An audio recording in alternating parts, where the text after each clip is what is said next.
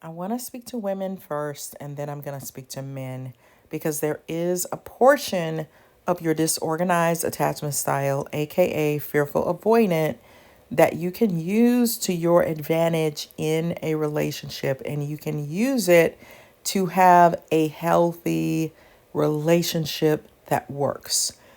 Some people might say that I'm being manipulative. I'm not trying to be manipulative. The goal is you want healthy, happy, enjoyable, we're both benefiting from this relationship. And even though people might look at disorganized, aka fearful avoidant attachment style, as dysfunctional and needing healing and help, you do have two aspects that you can use to your advantage. And in this video, I'm saying I want you to use the avoidant side to your advantage. Now, I'm a female, so I'm coming from a female estrogen laced perspective.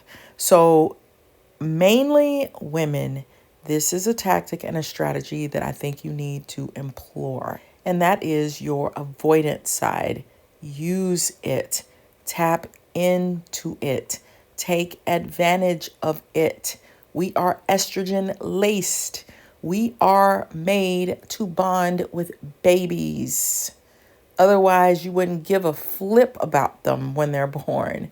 But your chemicals, your makeup is designed to make you strongly attached. There's nothing wrong with that. That's how we are biologically made. But it could go totally haywire, especially if you have a disorganized attachment style.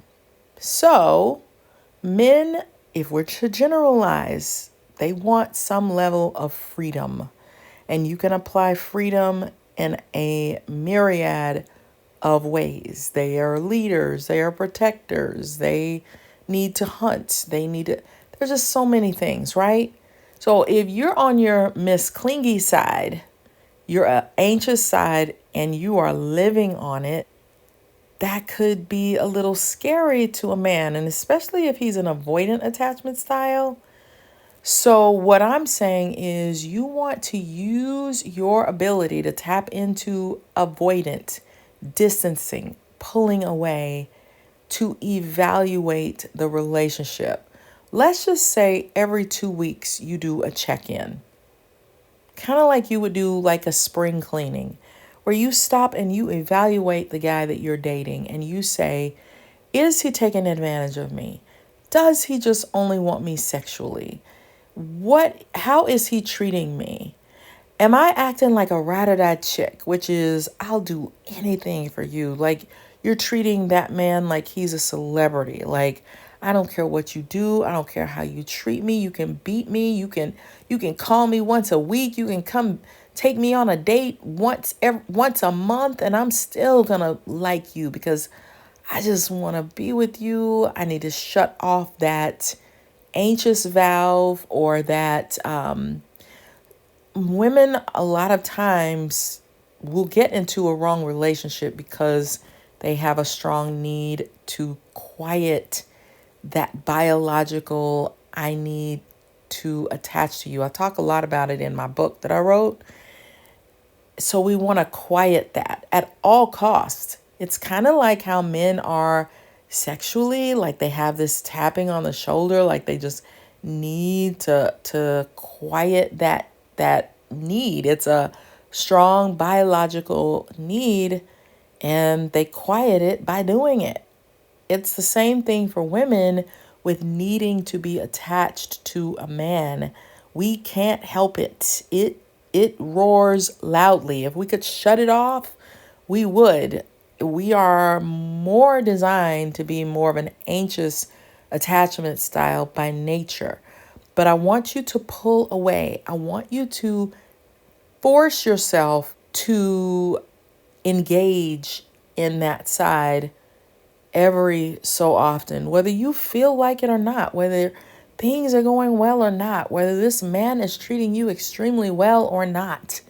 I want you to pump the brakes every couple of weeks, step back, develop that intuitive instinct to step back And he might feel you pulling back a little bit, and that's okay because you want to gear him up to chase again. You want to reignite that. It's sort of like when you're trying to lose weight.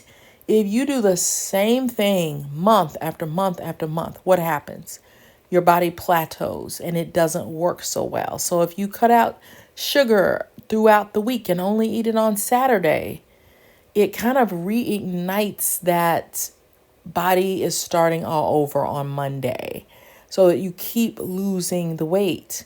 You kind of need to restart that ignition that keeps the relationship moving forward and keeping it from stagnating.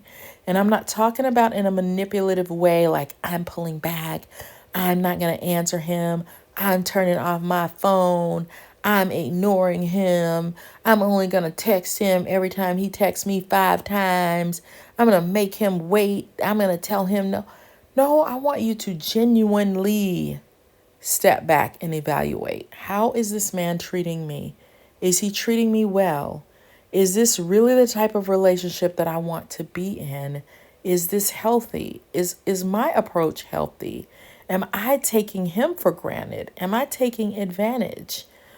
Is the way he's treating me the way that I want to be treated as a woman? Is he cherishing me? Is he loving me? Is he pouring into me? Is he pursuing me? Is he giving me his all? Is he giving me his best? Because a man who's really into you, he's gonna want to make you happy. He's gonna protect you. He's gonna want to fix things for you and help you and date you and treat you and pay for the date and hold the door for you. He's gonna want to instinctually do those things. He's gonna want to be on the side of the street where the cars are coming so he can protect you. He's going to want to face the door when you're at a restaurant because he wants to make sure that everything is okay.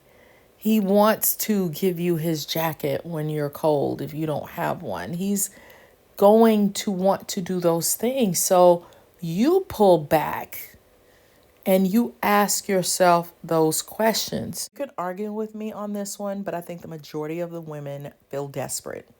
Let's just be honest. Sometimes I don't like being fake. I don't like to pretend because I feel like we can't get anywhere if we're not honest. And I think men are used to us being in desperate mode. They probably have somewhat of a tolerance for it because they expect it. And if you're in desperate mode all the time, guess what? It makes you easier to be taken advantage of, to get whatever he wants if he doesn't have good intentions for you. But it could also devalue you.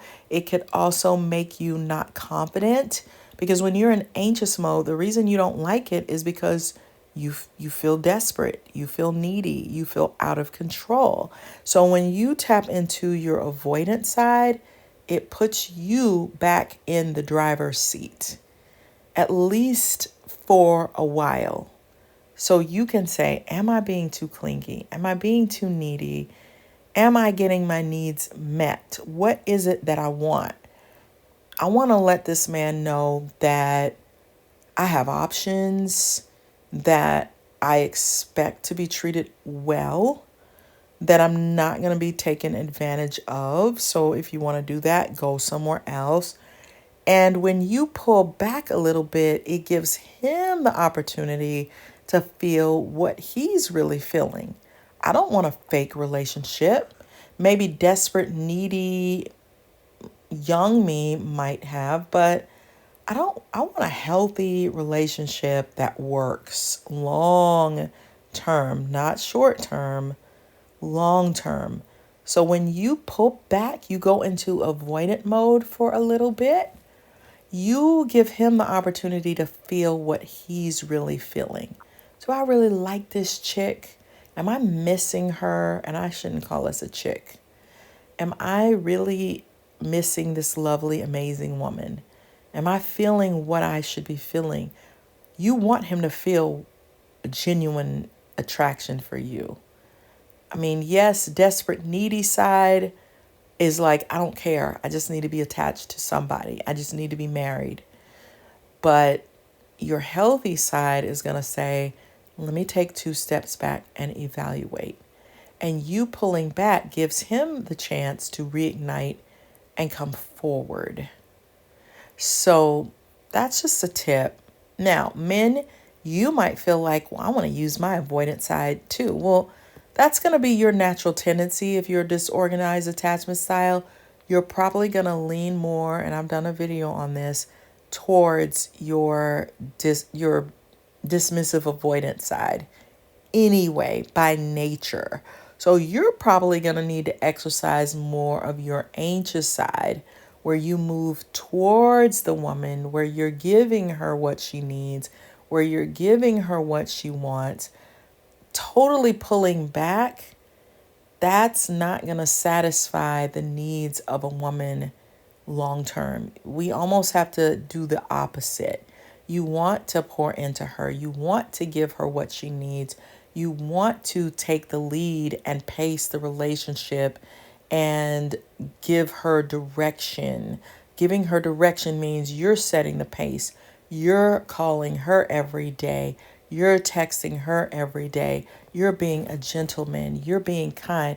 You might be tough on the job, but when it comes to her, you have a soft spot. You tap into your anxious side and you give her what it is that she's wanting. You're making her feel cherished, loved, important, special. You need to do that so that you can see how you really feel about her. If you hate needy, clingy female and you just abhor it, this is a way to calm it down. It's by giving her what she wants, giving her what she needs, offering stability, being consistent, being persistent, taking the lead. You will quiet that super needy, clingy, drive you crazy side where she starts pursuing you and you don't like that. Most men with strong egos don't like that. They want to pursue and be in charge. So if you want to quiet her energy,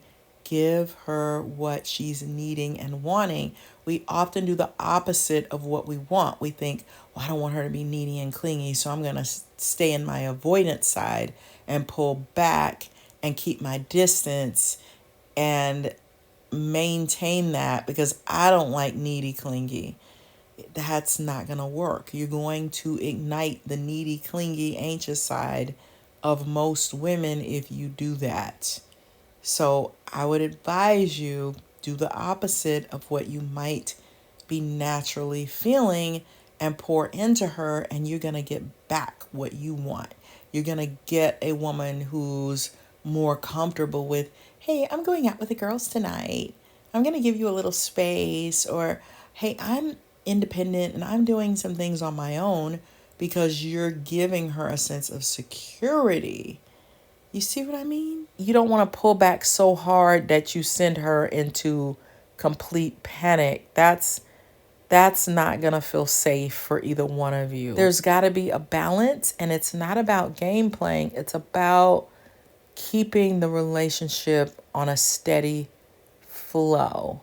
But if you're using your dismissive avoidant side all the time on a woman, that is not genuine. Do not listen to the red pill community on that kind of stuff. Because if y'all make some babies together and you start raising those kids in a dysfunctional environment, those kids are going to make you pay for it. The teachers at school are going to be calling you every day. What is wrong with your child? Why are they acting crazy? You don't want unhealthy. And that's what they teach you how to do, is to stay over in that dismissive avoidance side. You do not want to live in that in a relationship. You want to be giving. You want to pour into. You want to offer security. You want to pace the relationship. You put yourself in control by being the one who calls every day, holds the door open for her. What is it that you need? Is something in your house that I need to fix? Here, give me that light bulb. I'll change it.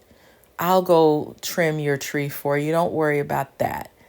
that works on a woman. You can pretty much get whatever you want when you do those kinds of things. Women, it's okay to be nurturing. It's okay to be feminine. Enjoy that femininity, wearing makeup or wearing your heels or getting your nails done, doing all those good things. But imagine yourself telling the man, oh, would you like me to trim your trees for you? Oh, let me chop up some wood so we can use your fireplace. When you start going too much into, let me feed you, let me serve you, let me dust off your shoes, let me polish them for you, let me sweep your floor, let me iron your clothes. I mean, yes, we do kind of equate those things to a feminine thing, but let him do those things for himself.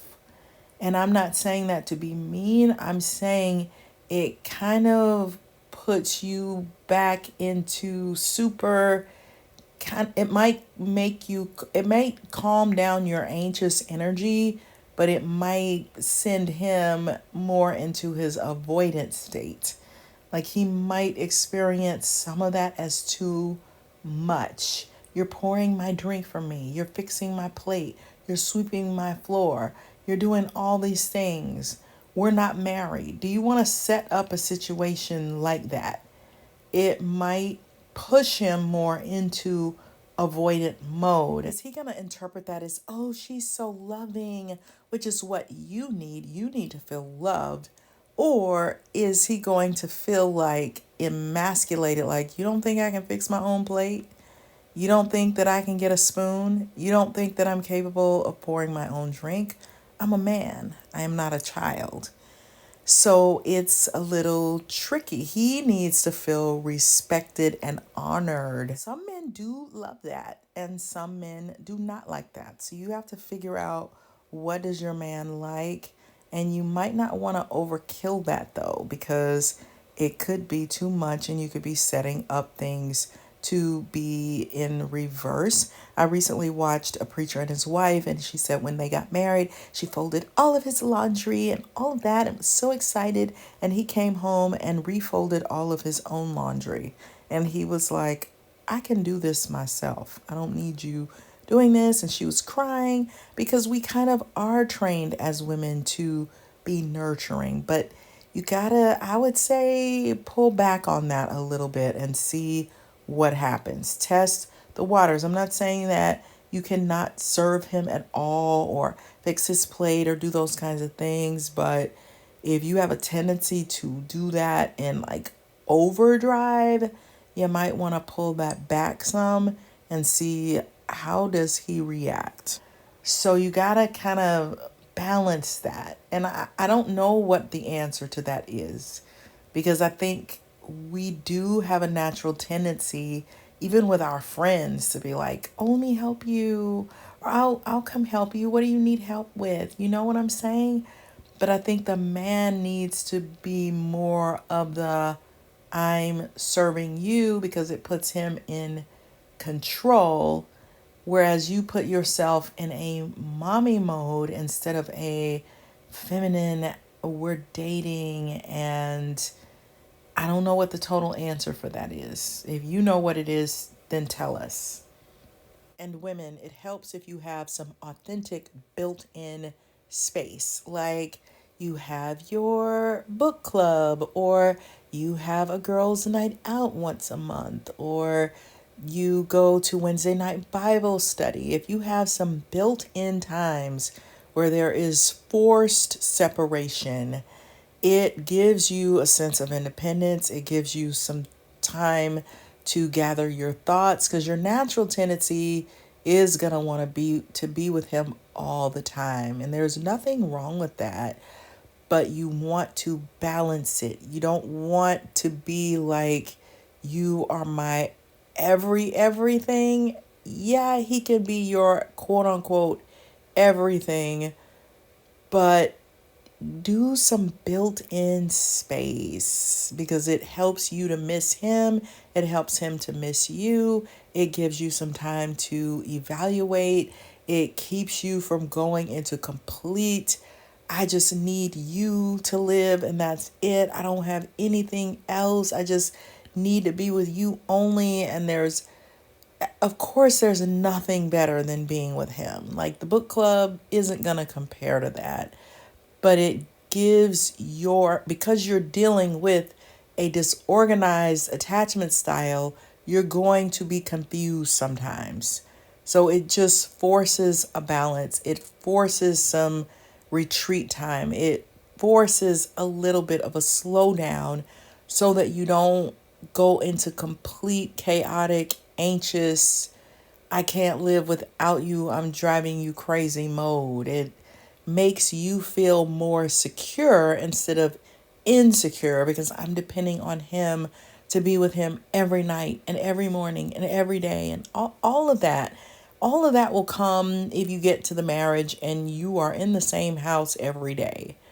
But we want to work through some of our junk and give ourselves forced time to work through it. That's all I'm saying. It's a way to give yourself a break because fearful avoidant attachment styles, they don't know. They don't know the rules. They're always searching for what's too much and what's too little.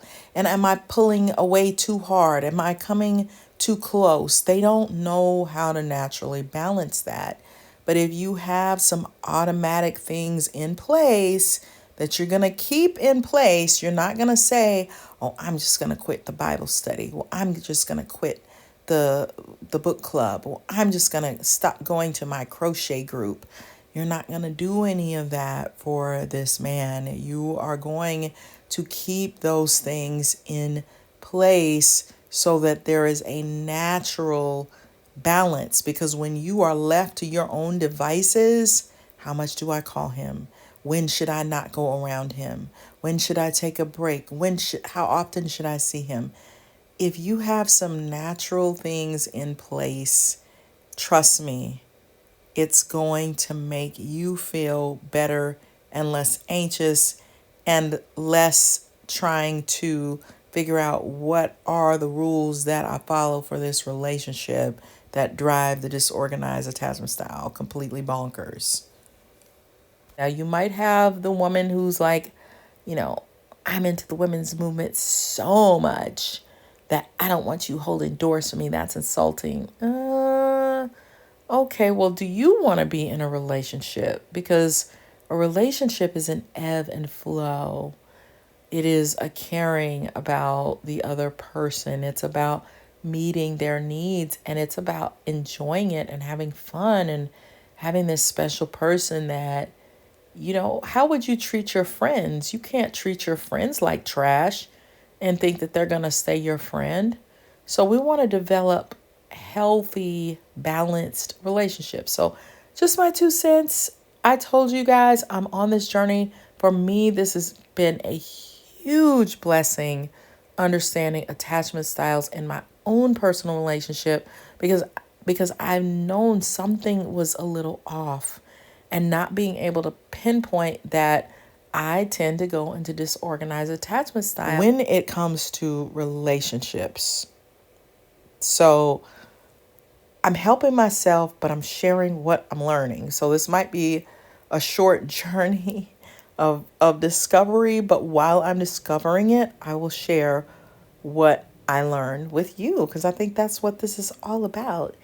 And if you need more assistance with love, I wrote a book called Flip the Script on Love, and it's going to tell you some things like what I'm talking about here that I think will help you because it was my way of trying to make sense of what isn't making sense. Something is not right. And then also, as a disorganized attachment style, you're going to be afraid of narcissistic people. They're going to throw you all the way off. So I wrote a book called The Workplace NaRCISSiST about a very elite group of narcissists. So they're your top of the line. They're not your low level narcissists. No, you could be dating one of these people and be mesmerized. So you need to study that. And then if you want to understand people more, check out my book From ENFJ with Love about Myers-Briggs personality types, that's going to help you a lot too. So I'm just here to help, and I really appreciate you guys, and any feedback you can give me on whether I'm right, wrong, what you've experienced will certainly help. And I love you guys so much, and thanks for hanging with me. See you on the next one. So subscribe and like. Bye.